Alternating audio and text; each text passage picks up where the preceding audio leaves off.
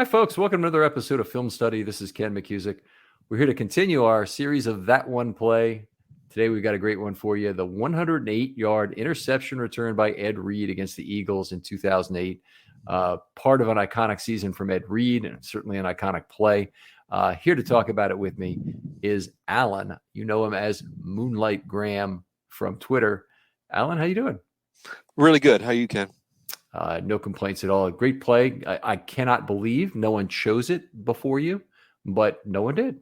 And that's the nature of a lot of people out there. Hey, get your play in. There's a lot from Ravens history that still has not been covered, even though these have been a lot of fun. So, Alan, kind of take us through where the Ravens were coming into that point in the 2008 season, maybe a little bit about Reed and the game up to that point. Well, 2008 was kind of a fun year. I mean, there wasn't a whole lot of expectations coming off a down year. Harbaugh had just been hired. We have a new quarterback. I think we all saw that we had something in Flacco after a couple games. The team was generally playing decent ball that year, but there were kind of some nagging questions. I mean, the Ravens had just come off a really bad loss against the Giants, and earlier in the year, 2 or 3, 4 games before that, I know they got totally demolished in Indianapolis. So there were some questions there. But the team was playing pretty decent. I think we were 6-4 or something. And, the Philly game, that was something of a defensive battle, as I remember. I was in my usual seat in section 536 in the West End Zone. And there was an Eagles fan that was in broker seats next to me. And, it was funny. He was draped in a full-size Eagles flag, and he was jumping up and down, making a fair amount of noise. I do remember that, Donovan McNabb was benched at quarterback at halftime. And, that came as a surprise to me, but not to the Philly fan. He was really hooping it up and hollering and excited that Kevin Kolb was going to pull this one out. Yeah, and at the beginning of the fourth quarter, I think the outcome was still in doubt. And midway through the quarter, we were up 2 touchdowns, but, Kolb was driving. Kevin Kolb.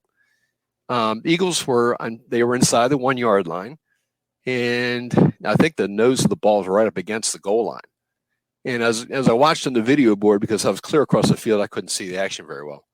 And I was thinking, well, here's a run coming. It's going to be a 1-score game in a minute.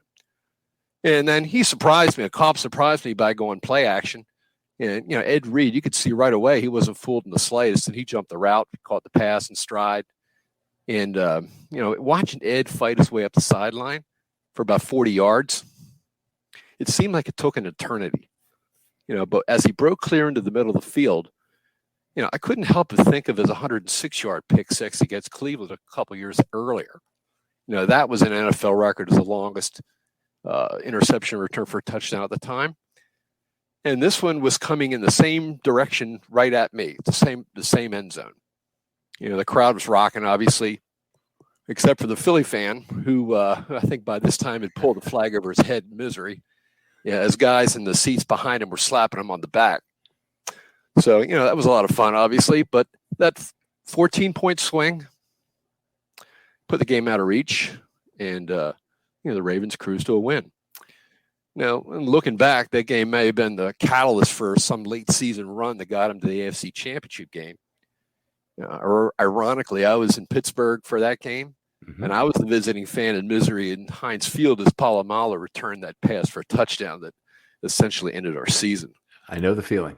Yeah, so I think, I've watched the replay of that touchdown, or the Ed's touchdown 100 times on YouTube, and it never gets old. And in it, Nakamura was trailing Ed for the last 25 yards or so, and he seemed to be calling for Ed to pitch it, like that was going to happen.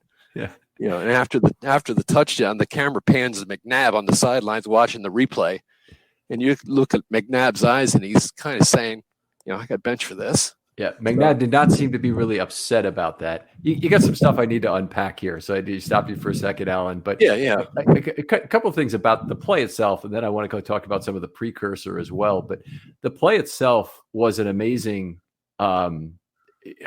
demonstration of who Ed Reed was as a runner, how dangerous he was after he got the ball. Westbrook, for whatever reason, running back just couldn't get a handle on him on the sideline. It looked like he had him. It looked like he had him by the leg. Yeah. And he came right out. And it kind of reminds you of maybe Jim Brown dropping a leg or other, powerful running backs who have good contact balance, running right through a tackle like that. And it was kind of interesting to see Nakamura asking for the football, and it would have been about the 1 yard line. He would have gotten the lateral. A lot of people don't remember this about this game. Ed Reed, that was his second interception of the game. The first one, he returned 43 yards, and then he had an illegal forward pass at the end of it. Classic Ed Reed lateral, not completely careful with the football, but hey, it's all worth it because it's Ed Reed.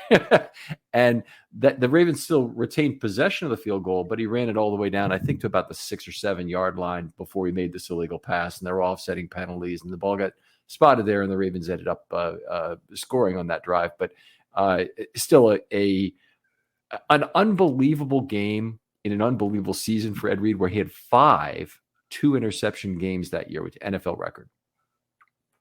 Well, what I think one of the biggest things I remember about Ed that season, and this might be one of your top plays as well, it was only 2 games after that.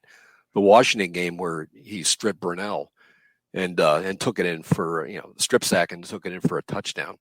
I mean, that was a classic Ed Reed move there as well. Somebody should have that play. That was in 2004, actually, but somebody should have that play. Was it?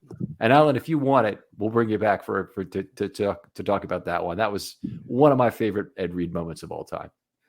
He had another strip, not of Brunell, but this was a wide receiver, a running back or something, in that 2008 game where he ended up backing into the end zone. That must have been it. Yeah, I knew I knew he had a touchdown against the Redskins at the time.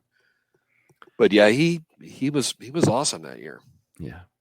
It just it's still incredible for me to look back at that season. I know James Harrison had a big year, and I guess I don't even remember who was number 2. Might have been Polamalu, might have been somebody else, but he's 3rd in the Defensive Player of the Year voting that year. How possibly could he be 3rd? 9 picks. Welcome to BreezeLine, where you'll say, "Ta-ta, T-Mobile, our home internet is just plain better. More reliable and faster because we put internet first. If there's network congestion, we won't slow your internet down like T-Mobile does to help their cell customers." And right now, you can try out a true internet experience with BreezeLine's reliable and fast fiber-powered home internet. Find your perfect speed with prices starting at $19.99 a month for 24 months. Terms and conditions apply. Go to breezeline.com to learn more.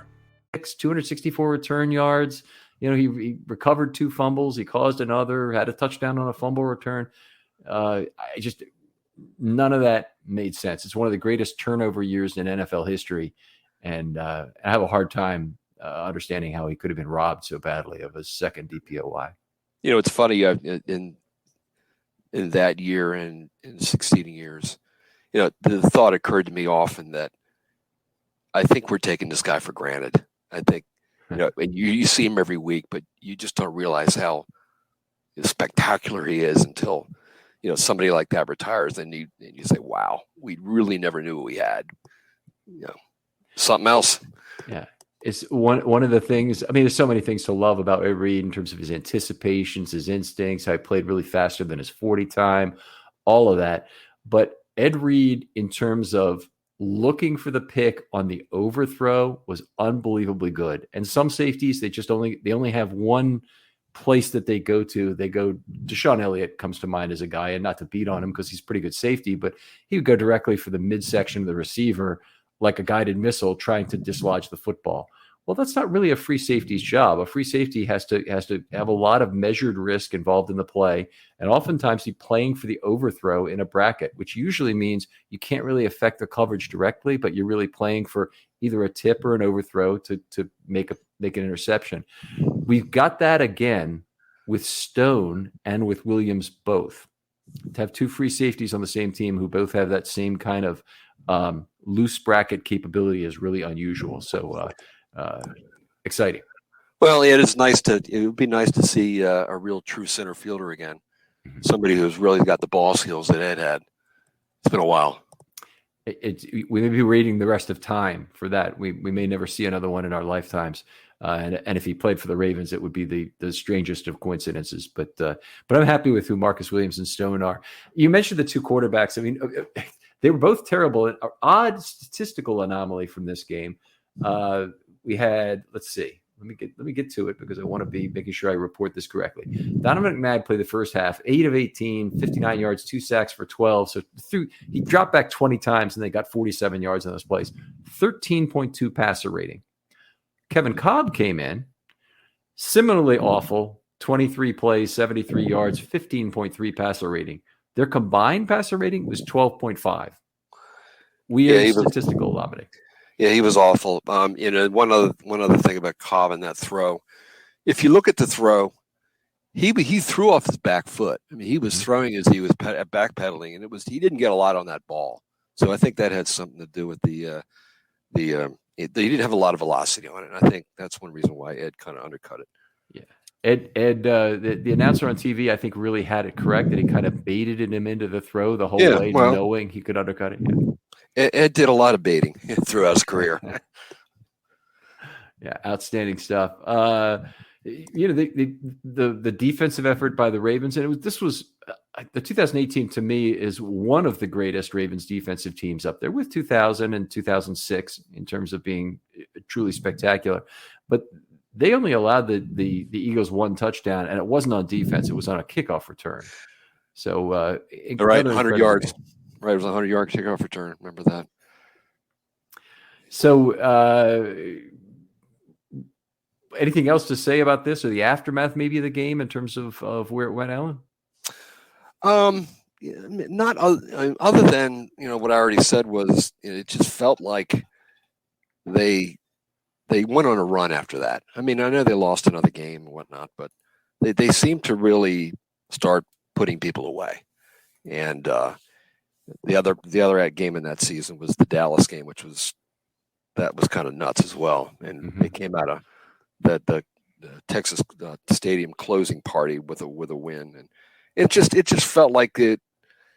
When I went to Pittsburgh after the for the AFC Championship, I thought we were destined. I thought we were just destined to go to Tampa that year, and it was really so surprising when we didn't. But hey.